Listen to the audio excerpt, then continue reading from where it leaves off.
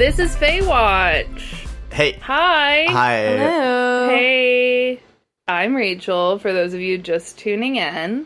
I'm joined, as ever, by the gorgeous Italian-American woman, Dina. Just luring me in with compliments. And I'm also joined by the devastatingly handsome, Wow. bespectacled young man. Wait, no, bespectacled. Bespectacled is like I have like the pox Freckles. or something. No. I mean, you don't have freckles, but I think... Bespectacled young man who is quite a pedant, as we have seen and shall see. What the fuck is a pedant? Someone who corrects people. Oh, that's funny. Yeah. Anyways, and they're here, and we're here, and I'm here, and we're here to really get into the meat of this sandwich. We have a lot of sort of plots a-thickening. I'm going to turn it over to Will, our lovely Will. Whose muscles, like, look great in that muscle tank, don't you think? He loves a muscle tank. Yeah. Wow. He loves to show off those guns. Only to you two.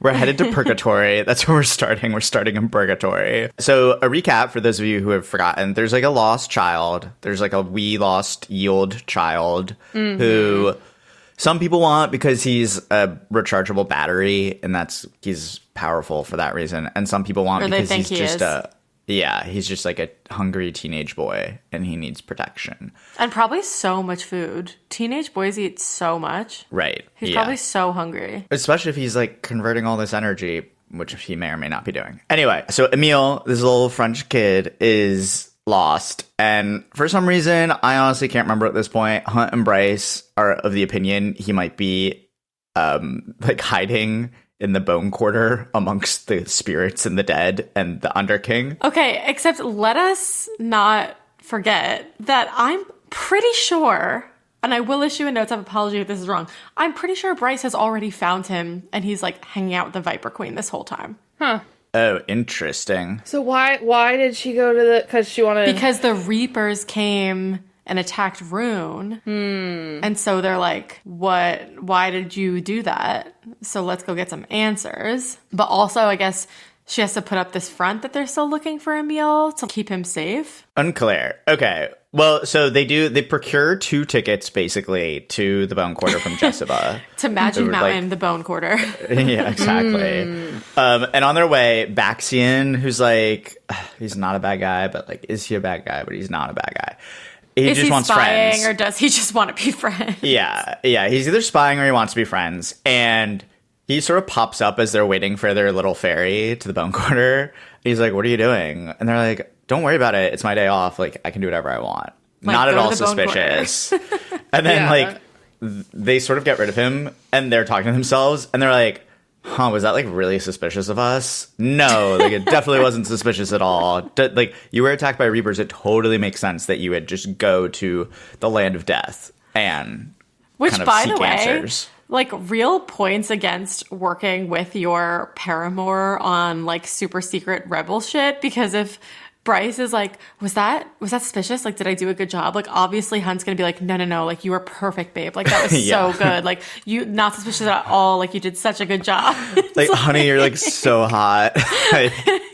Right, like, I actually wasn't listening. I was just looking at your boobs, but I think you did a great job. It's like, no wonder they keep ending up in shit.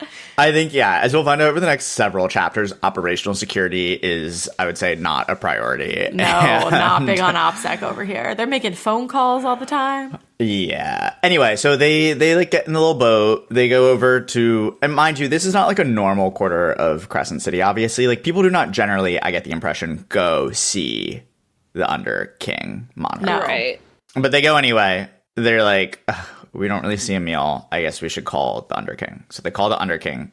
He's 10 feet tall. He's, Grim Reaper, etc., etc. Pretty ugly. Although he does have, like, a lot of, like, a crown and jewels on. So he's, like, ugly, and, like, it's like his, like, flesh has been, like, rotting from the inside out, but, like, also cool outfit, I guess. Like long velvet robes, right? We were previously told the Under King is the name, but that they encompass all genders. And they go by, like, it in the book. Yeah. Which is, like, I guess they're, like, an otherworldly demon creature or something. I don't know. Right. Anyway, they kind of go back and forth. Like, they really want to know about the Reapers and if the Under King sent any of the Reapers to go attack Rune and Bryce. The Under King starts kind of giving them a lot of information. First of all, he's like, Emil isn't here. Don't even look. He's not here. I swear by Chthona, he's not here. Mm-hmm. Then he says, look, Reapers, honestly, a lot of people have Reapers. Like, you thought I was the only one that had Reapers. But, like, they're pretty common. Like, first of all, they can go wherever they want. We just, like, tell you little lies that they have to stay here so you feel better. But every little dead fiefdom lord or lady has Reapers. And they're from Hell originally, so the princes of Hell probably have Reapers, too. Right. So, wasn't me, but, like, not that helpful. Yeah, Reapers could be anybody's. Yeah. And then we get, like, my favorite part of this whole section, which kind of becomes, like, a B or C plot for the next several chapters, but, like, an earth-shattering theological revelation that you think would, like, cause a rift in Midgardian society. But, so, the story everyone is told is that you die if you're worthy. If the waters find you worthy or whatever, you go to the Bone Island, Bone Quarter, and you kind of hang out there in all eternity in spirit form. And this is what Bryce gave up to make sure that Danica would be guaranteed admission. And in some vision that I guess the Underking showed Bryce, it was all like green and pretty. And so like they basically have this idea of heaven, like, okay, their souls are at rest and they're all together and it's like pretty and it's fine. Yeah. And he's like, well, you saw what you wanted to see. It's pretty drab here. Look around. It's not green. It's not like that fun. But it also turns out that what really happens is you only get to go to the Bone Quarter if you have enough magic or whatever, like enough energy, first light energy in your soul. And you get to hang out on the island only for a few centuries until everyone who's ever known you or cared about you also is dead. At which point you get sort of like kicked through this little death gate, and what remains of your essence and your energy gets harvested again and in some way recycled. And so they call that second light, you know, because it's like you get your first light when you do the drop, you get second light. Anyway, at one point someone says it like feeds power back into the grid. This is obviously a shock to everyone, and, you know, things start happening here and they don't really get to process it, but they shortly get to process it. But can I just say that, like, my hot take is I don't really see a problem with it. Hot take express. It's totally fine. First of all, they've all lived for centuries. It's okay. You die. I'm sorry. But I think it's like I have no sympathy for the immortal. Someone like non-consensually eat your soul, basically. I think it's that it's not like it's going back to like power the city, but it's going back to like fuel these like imperial. No, I think it is. I think it's going back to power the city. I think it probably is also going to like feed whatever to power the imperial whatever. But I think it's going back to power the city. And when you think about it, it might actually be a sort of social welfare program because like the humans obviously have no magic, right? They have no first light of any kind, but presumably they still use electricity and such. And so this is like in its own weird way, maybe a kind of inheritance tax on Vanir power. And so I think this is actually. But aren't the Asteri also just like slurping it up to like give themselves more power too? I think they slurp probably part of it up. Well, it depends if they tell us that later in the book, maybe. But right now, what Bryce is saying is that it feeds power right back to the grid. And I have no problem with that. I have no problem with that at all. Okay, noted.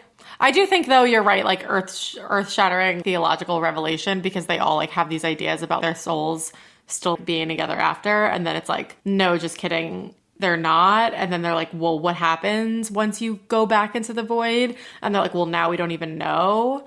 Yeah, and it's I'm like welcome okay, to well, fucking... get out. Like, welcome to the fucking world. Like, no like, sympathy. We don't know. Sorry. Sorry, I have no sympathy for you. No, I did think that, too. The Underking is kind of dishing out all this intel. And it turns out because he really had no intention of letting them get off the island, obviously. They sort of pick up on that. And isn't he like, that's like the one smart thing you've ever said? And I'm like, honestly, sick burn. undercutting. Yeah, it is like the one smart thing he's ever said. He has a spooky, like, three-headed dog, you know, from Greek mythology fluffy. and from HP. And I don't know, you know, they fight, they win. Shock. I'm shocked. I think they're three important points, I think. Okay, legally. thank you. One, Hunt and Bryce can do a sort of like video game combo move in which he zaps her sword with his lightning, and it makes the sword even more good and glowy. Yeah, they're both like basically conductors, is what they figure out, right? Yes. Well, we sort of then the second thing maybe we learn is that Hunt is a Thunderbird because he can suck the energy out of the Death Gate and use it in the fight. Oh, I missed that. Is that a thing? Yeah. Yeah, he's like, if the Thunderbirds can do it, like maybe I can too? ? And it's like a risk because either it'll sap his magic or it'll give he'll give him extra magic. So gives him extra magic. Turns out good gamble. I guess more TBD there. He funnels it to Bryce. Also, isn't there a note again about him happening to look exactly like Thur? Yeah, like, oh, he looks exactly like the painting. Okay. Yeah, so he's sort of very Thur. And then the third is that and I think this like comes up a few times, but there's some ongoing lingering, perhaps insecurity about them being mates. That's sort of question marky. Okay, I wanted to bring this up because, I'm so sorry, Throne of Glass spoilers, cut ahead 30 seconds right now if you have not read all of Throne of Glass. And Will, I'm so sorry, you're going to have no idea what this means. But Rachel, I'm like, okay, so they're Karanom, but maybe not mates? Like maybe they're the opposite? You know how everybody thought that Aelin and Rowan were only Karanom, but like actually they were mates and like the smells were kind of different and like whatever, people didn't know because, you know, everything. I wonder if it's going to be the opposite with Hunt and Bryce and it's like they think they're mates because they don't know, but actually they're Karanom. And like maybe they're also chosen mates, fine, but like maybe that's what's happening here? ? Yeah, maybe. I don't know. But yeah, the thing that is said is she's looking around, like she doesn't know where he went at a certain point.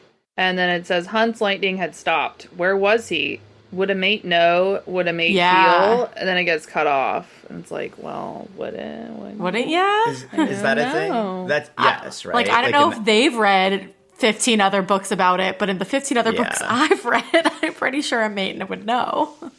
So yeah, so that's all happening.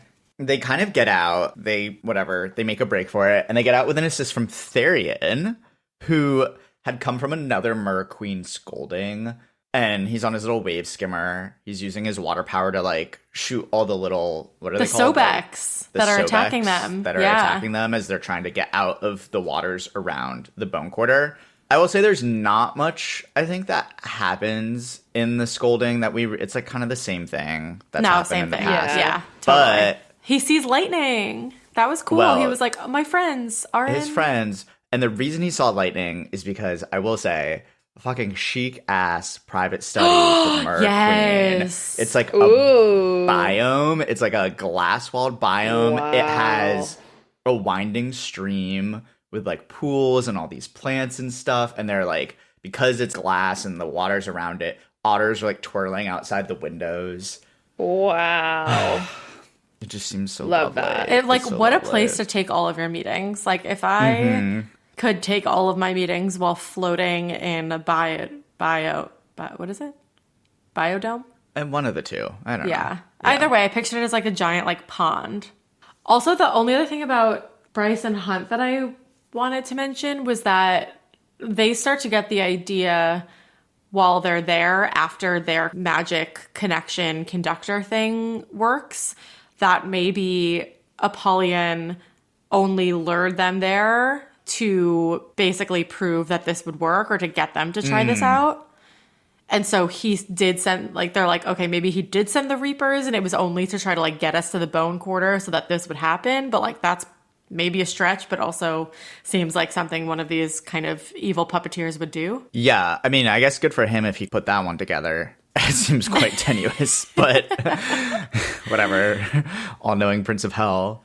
But yeah, so now they have like a new trick they can play with, which is fun. We love that. Yeah, it's about time that they start to figure out their powers, and Bryce can hopefully start doing more than just blinding people.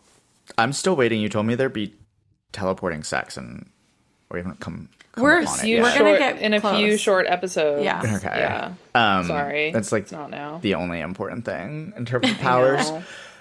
That's sort of what's up with B&H. The boys, like Rune, they are so bad. They're just so bad at being fucking spies. I so know, Rune, they're terrible at it. Ethan, and Cormac are like sketchily hanging out in an alley to kind of provide the secret info to some Ophion contact. Why did Ethan and Rune even have to go? Why are did they they even even- in the alley? Why did they even have to go? Why are they not Great already in a question. bar around the corner Great question. waiting for him? Rune can talk to people with his fucking mind. Why didn't he just give them the information in his mind? Cormac can teleport. Why didn't he just teleport to their like super secret base that isn't in the middle of the city? There are many, many questions I think one could have about the strategy. But Yeah. I assume they're sort of boys and they seen a lot of movies and they wanted to kind of do the thing. Yeah, provide They wanted backup. to do the thing. Yeah. So they're in the alley. They are, in theory, shrouded by shadows. And the reason, in part, they are is because the Hind, the Harpy, and the Hawk have arrived in Crescent City. It also had occurred to me that, like, when Hunt was involved with all these people, he's another fucking H. Like, Does anyway. Mordok have an H, or is he just Mordok?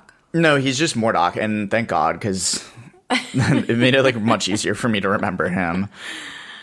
So the Hind has brought her Dreadwolves, and among them is her number 2, Mordok, who is, like, the biggest, baddest wolf you've ever seen. Wow. Right. And he just happens to stalk by the alley as they sort of finish up the exchange of information. And unfortunately, like, even though they're shadowed, wolves can smell really good. Like, they're really good at smelling. They realize he is going to, like, figure out there are people here. And while neither Rune nor Cormac has met him before, Ethan has met him. And Ethan has remember, he met doesn't him. just have wolf smell. He's a what's it called? He's a bloodhound. Right. Yeah. And that's what Ethan tells them, basically. Yeah. Via Mind Chat. They, like, Mind Chat TM. It's like a new app. Ethan's like, okay, so little intel maybe you should know as this wolf is stalking towards us.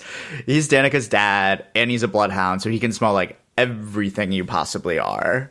And he knows my scent. He has, like, a whatever photographic memory is memory. for scent, basically, it seems. So Cormac kind of teleports Ethan out quickly, but he then has to come back to get Rune. In the kind of intermediate time, Mordok is saying things like, I smell you're here, failing. And he's like just like looking exactly where Rune is, even as Rune is, in theory, invisible, creeping his way out. It's so scary because you know how when you're on a Zoom meeting and like you mute yourself, but you never really know if you're muted. So, or is that just me? Anyway, I feel like if I had invisibility shadow powers, I would still question like, oh my God, are these actually working? And I feel like that's Rune when Mordok is staring at him. It's like, Yeah. oh my God, is like my visibility mute button working or not? Right. And it seems not, because he can just smell and see him. Right. And Mordok is sort of like, why are you still here? Like, I don't get it. You guys are really bad at this. And he's right. Lol. Anyway, he does get out. Like, Cormac comes back and gets him, like, whatever. But it's a super close call. And this dude, again, now has their sense. And one wonders if they run into him in their sort of public capacities at some point, if he will put 2 and 2 together. One feels like they might not do that in his shoes, but that he certainly would. Yes. Sweet spy boys. Yeah, he's evil, but he seems sort of like a self-made. Like, he has real talent, unlike our sweet protagonists sometimes do. Self-made evil. Cormac drops Rune and Ethan at a bar, which is smart. Cormac maybe is actually smart, so that the surveillance state can record them as being, like, far away from the alley, I guess, to at least raise some Give them question. an alibi. Yep. Yeah, in their trial, they'll definitely get. It's sweet because Rune realizes they need to make chit-chat, so it's not just, like, weirdly suspicious that they showed up at this bar and drinking alone in silence. And so he offers Ethan a spot in the little fraternity. I know. He's rushing. And it's like, aw. Yeah. We pop. Yeah, and Pup is like, okay, I'll think about it. That's nice, thank you. And it's like weird because I guess like the Fae and the wolves don't normally get along, but like it's sweet. And they're both like, well, at least the other one's not an angel. Like, you know. Yeah. But male bonding kind of gets interrupted when the Hind, who is a hot blonde, and her, I guess not really her sidekick, but like in some sense her subordinate, I don't know, the Harpy, who is like kind of pale-faced angel, black wings, edgy, maybe a pain kink, we learn. Is the Harpy hot or not? I don't know. I kept picturing her as Alice from Twilight. Oh, yeah. I don't know if it says she has like a pixie haircut, but that's what I'm like, you know, and like really pale skin. Yeah.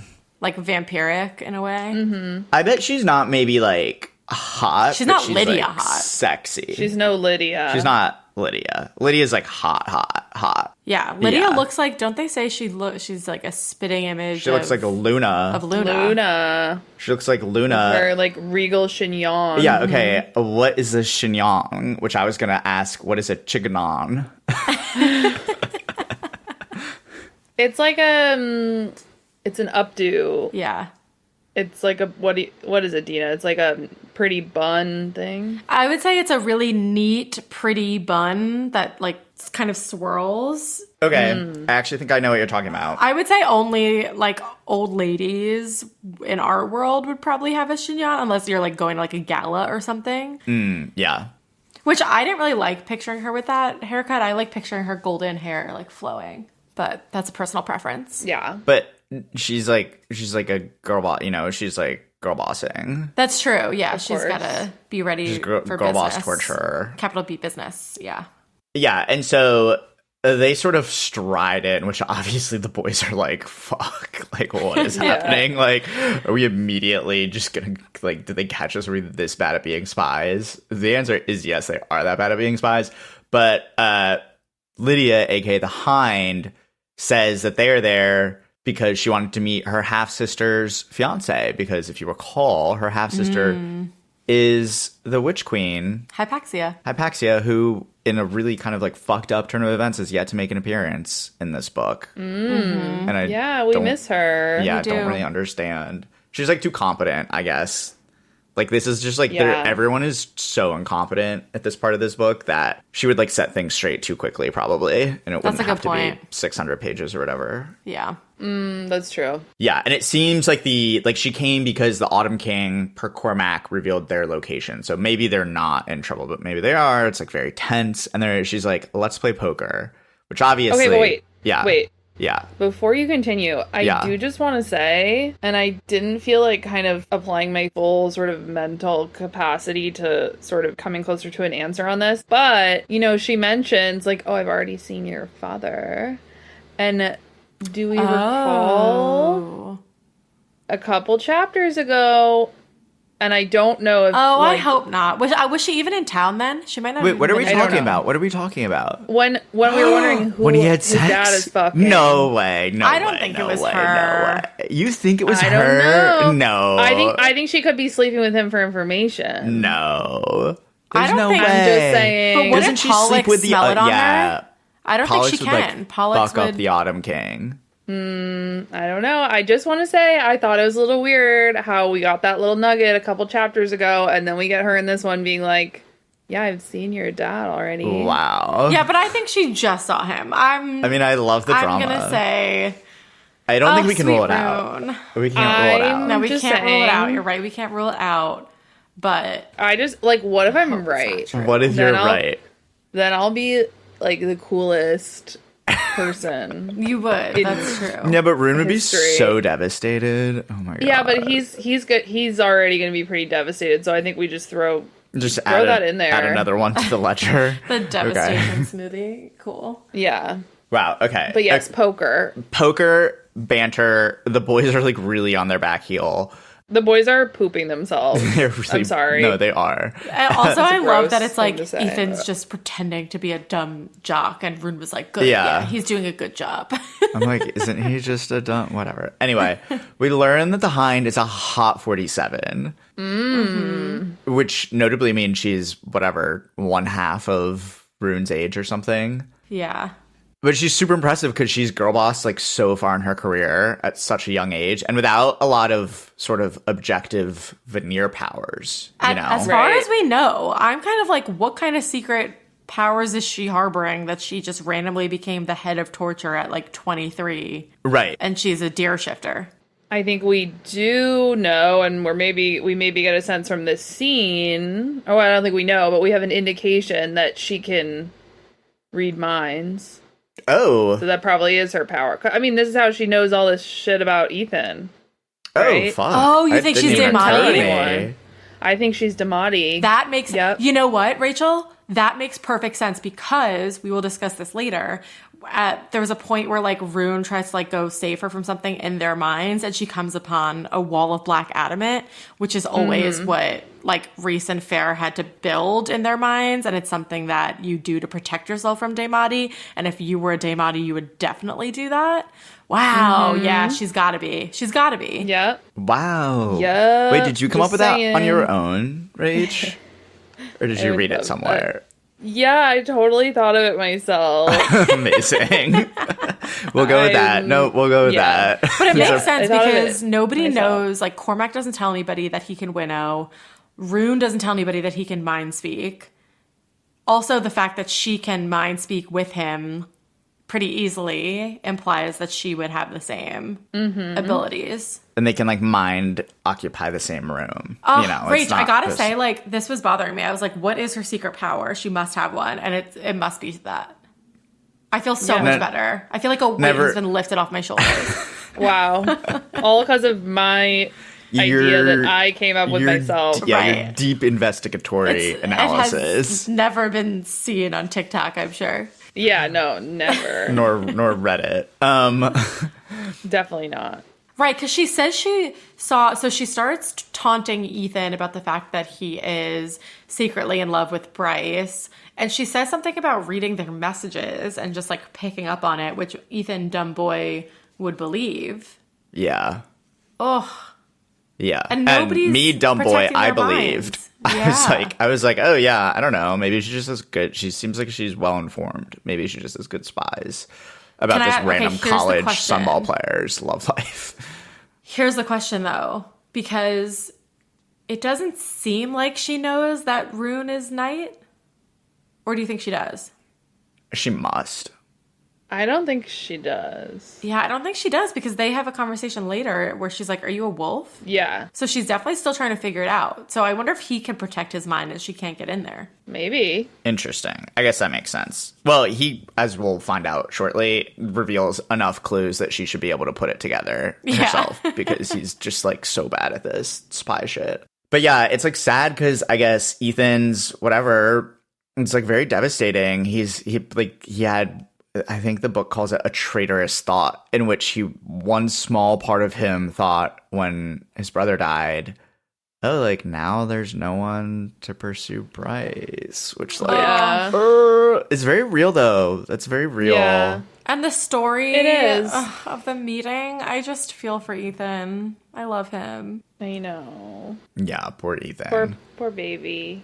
And he pictured their kids on the winter solstice. Oh, I missed that. that's the sweetest thing of all time. Is it in this scene when they talk about their meeting in the dorm? Yeah, or shortly thereafter. I feel so bad on Requited Love with our little pup.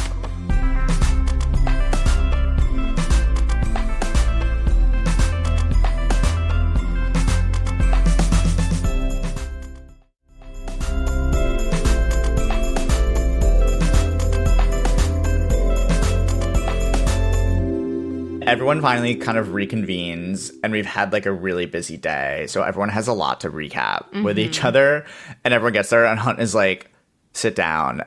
Heaven isn't real.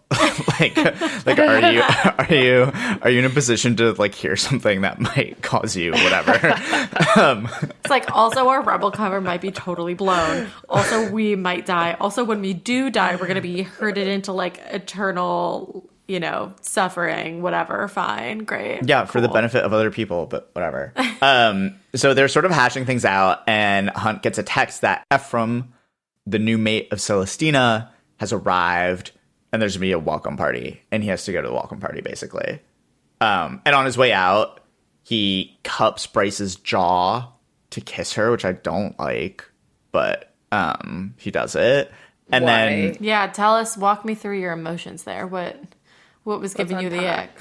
just like the cupping of the jaw, it seems Well, I very don't think he, possessive. It seems very possessive. You think it's more just like, it's not like a I don't know. You could use the word caress. Oh, I feel like he was like lifting her chin up because he's tall. I don't like that. Okay, so don't date someone tall, Will. Yeah. Fine. I was just saying I didn't like it. Anyway. Wow. Rune is like, you guys smell different, but like I can't really put a finger on it. Yeah. Yeah. Moves on. So that's the confusing thing, right? Because it's like, okay, so are they mates? I don't know, but also they haven't even P and V consummated, which I feel like is usually when the mate smell happens. Right. When your scents Can kind you- of become one. Yeah. Can you become When two mate smell just from becomes oral? one. Probably not. Yeah, Probably not. It makes you think. Or makes you think. Well, I guess you would have. Anyway, I'm just saying, like, gay couples are mates. You would need, we can't. Yeah. It can't only be P and V. Right. Wow. Do you have more, Rachel, Hand to job? say? What about a hand job? I mean, Well, we might never know. we might never know. We might never We know. might never know. You can't know everything in this world. There's so many No. mysteries, like what happens after death. Right. Hunt goes to the party, which we'll get to in a second. First, Bryce, Rune, and Ethan are still catching up. Ethan is rattled, I guess understandably, about the fact that he thought his brother was lingering in Wolf Heaven and instead has gone from ghost to whatever post-ghost is. And this is like unsettling and he really wants to find out. So like, I despite my sort of view on like, this is probably fine as a thing, I understand the shock and the like, it takes some time to get used to it.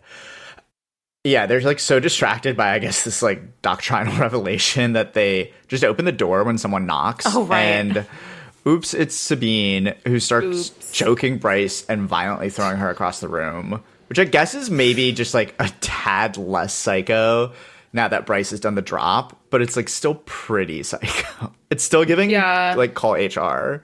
Yeah, like, no, I think a a neck toss against the wall is for sure one way to greet someone. Yeah. And like she's mad because I just don't get it. She's mad because Bryce is sheltering Ethan, but she kicked Ethan out of the pack. So it's like, it's also like, Right. is she just so consumed by these quotidian concerns? She's like, oh my God, they must be planning a coup look against at that me. word. Thank you. I said it and I Quotidian. was so unsure if it would be the right word, but that makes sense, right? Wow. Sounds good to me. Okay, great. Like, she's so worried that somebody's going to be trying to, like, overtake her rule, or somebody else is going to be trying to become an alpha. By somebody else, I mean Ethan, and, like, Bryce is helping him. But I don't know, does she just, like, have anxiety that she needs to medicate? Is she just making up these problems in her head I guess at night? I do think people who are, like, kind of in power in some sense through their ability to, like, do violence probably are constantly looking over their shoulder. And I think don't we get something here about how Ethan might be like the An only alpha person who could at some point in his life challenge her for primehood. Yeah. It looks like they might do a little wolf duel, like a little what was it? Like Hamilton v. Burr, but wolves. And but like at the Just moment fighting. Yeah, just fighting. But it Yeah. seems like that would go poorly because like he's still B-Pup and she has many, presumably centuries or whatever of fighting experience. Anyway, pause. Split, like whatever. Cutscene to the party where Hunt and the kind of like chill Triarii are hyping Celestina up, which is honestly like kind of cute because every Yeah, girl it boss is. needs her little like coterie, her like little girl squad. Yeah, for her Yeah. arranged marriage meeting. She needs Yeah. her girlies. Yeah. He's like, you look beautiful. Yeah, he's like, if you need an escape, tug on your earlobe. He's being a good boy, and she Yeah. appreciates it. She's like, you're a good male. I know. You're a good I man. know, and then he like ruins Yeah. it. Yeah, he ruins it. does. So Ephraim shows up with his cherry eye, and it's immediately awkward. And let me tell you, again, we've already sort of revealed the spoiler that maybe Celestina is not in it for the male of it all. But the like awkwardness very much took me back to college before I came out and was like allegedly dating women. I was like, like every part of the social interaction is just like so weird. He leans in for like a kiss. Oh, I hated and this. she just like accidentally offers her cheek, but like not on purpose, accidentally, and it causes a scene.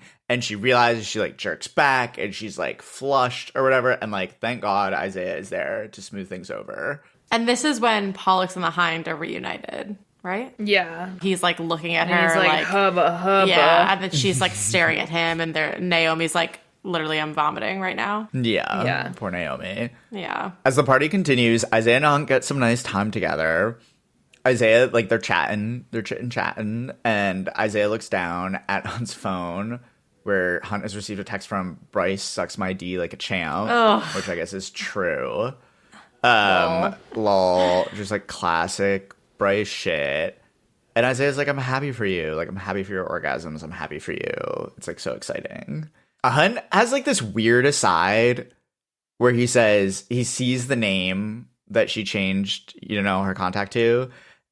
And it's like, I'd punish her thoroughly for that one after he finally got to fuck her. And I'm like, what? It was like, what are you talking about? Like, he's not a kinky boy. We kind of just figured this out. He's like, what do you mean trying, you're going to punish her? But he's like trying in his own mind. Yeah. He's just really horned He's hyping himself up. Yeah. I guess he is, but I just don't understand. So the text is obviously that Sabine is here.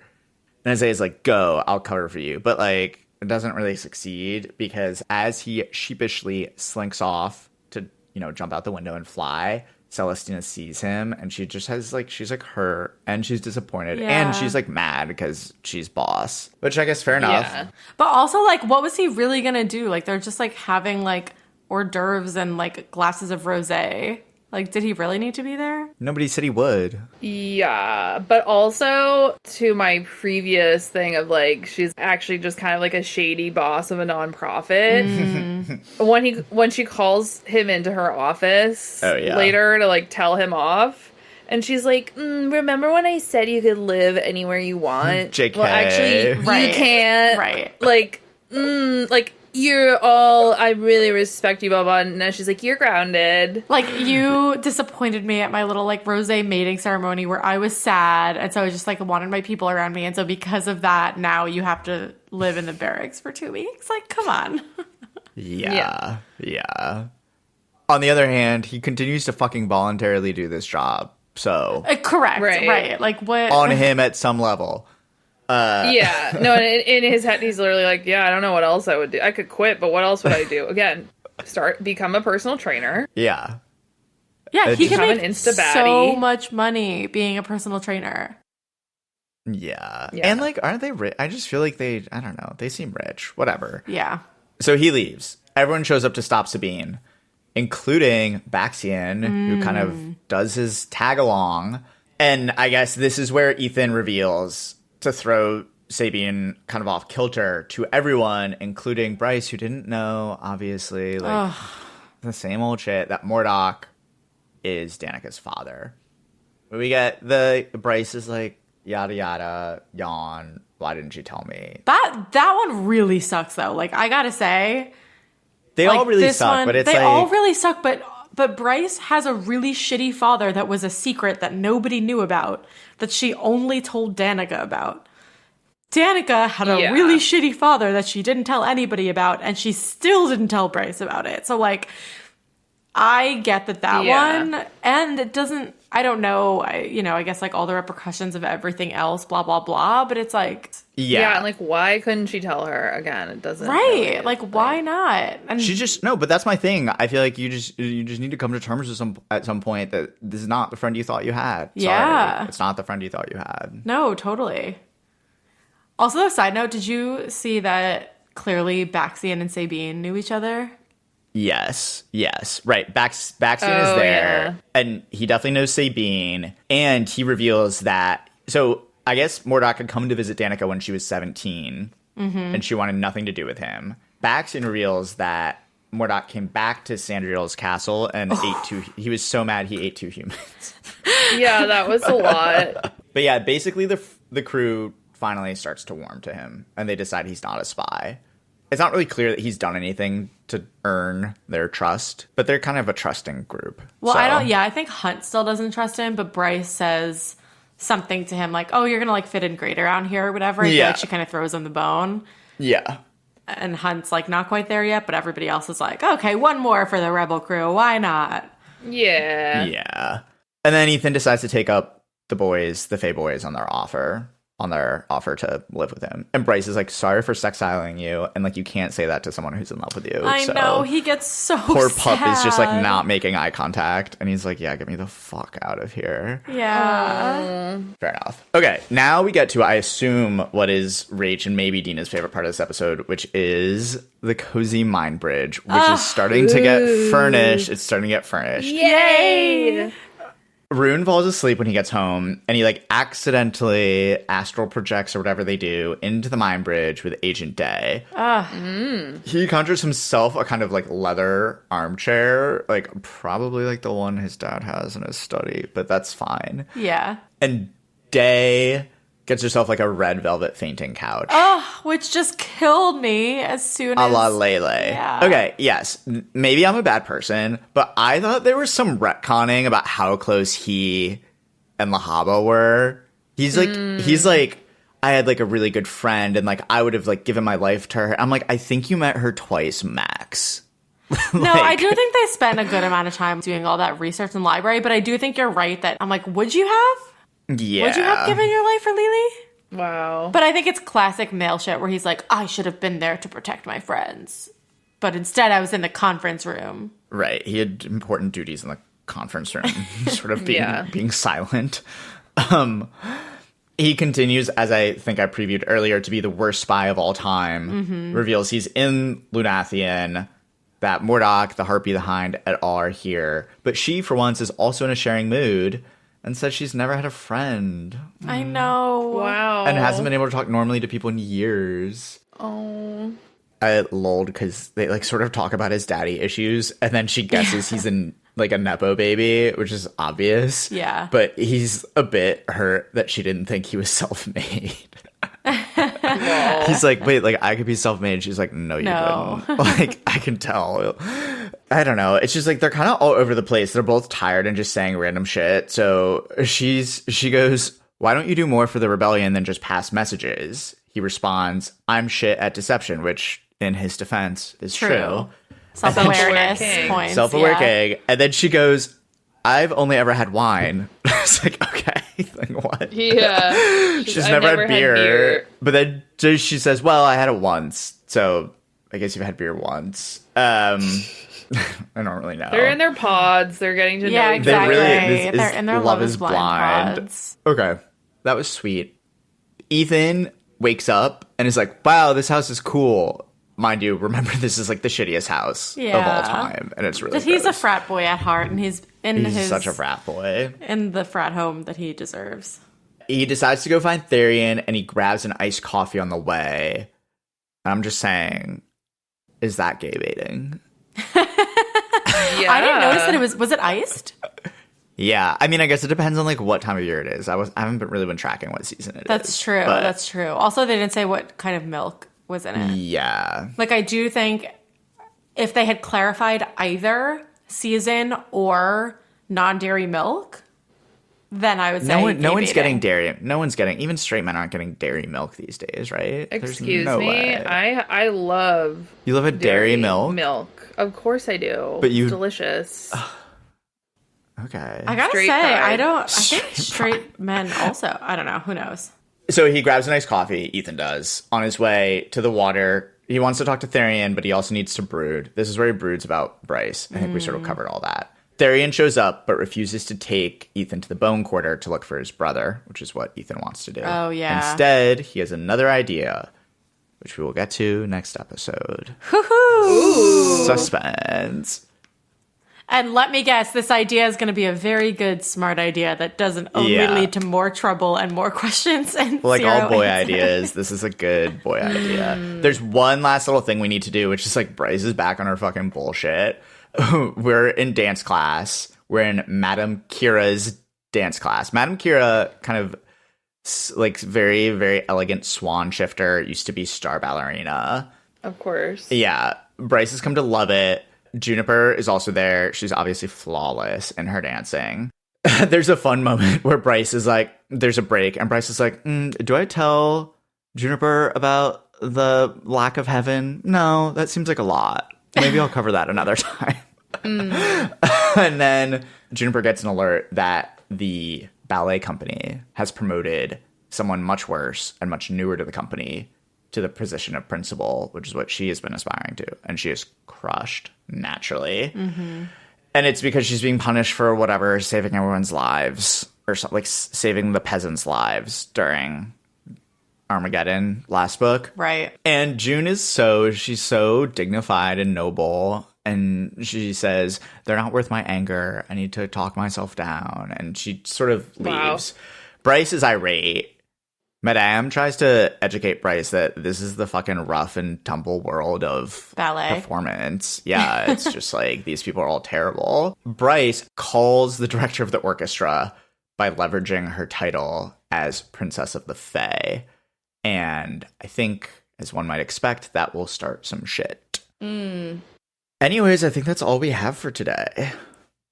Yes, and you know what? I just want to say, there's this feature on Spotify where you can usually, leave comments on the episode or whatever. And we really enjoy whatever anybody pipes up, respectfully. But we can't respond.